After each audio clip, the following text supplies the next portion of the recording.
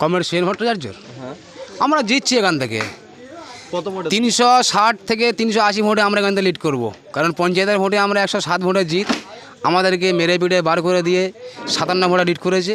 সেইটা এখন মানুষ যারা আমাদের সঙ্গে আছে, আজকাল এখানে পদসভা করলাম, মানুষ যারা আমাদের সাড়া দিয়েছে, মানুষ আমাদের বাহবা জানাচ্ছে, তাতে করে আমাদের আশা আছে আমরা প্রায় 400-র কাছাকাছি ভোটে আমরা লিড করবো। এখান থেকে সেন ভট্টাচার্যকে আমরা 400 ভোটে লিড দেবো। টোটাল ধবধবে 1 নম্বর অঞ্চল থেকে লিড হবে, টোটাল বারুইপুর পশ্চিম।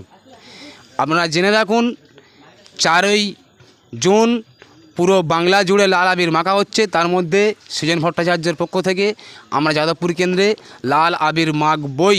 সমস্ত কমরেডের কাছে একান্তভাবে আবেদন করব, সবাই মিলে মাঠে লাগুন, প্রত্যেকের বুথে কাজ করুন, আমরা জিতছি, জিতবই।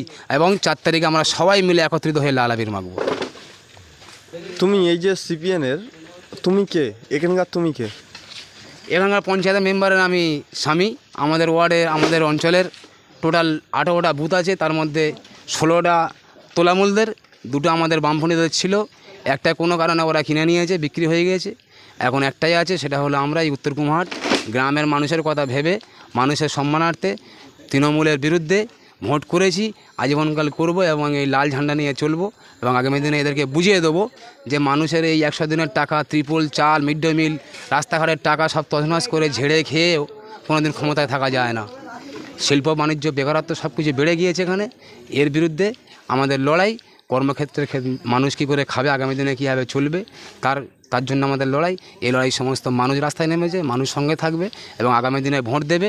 যাদবপুর থেকে আমরা জিতবই, সৃজন ভট্টাচার্য জিতবেই।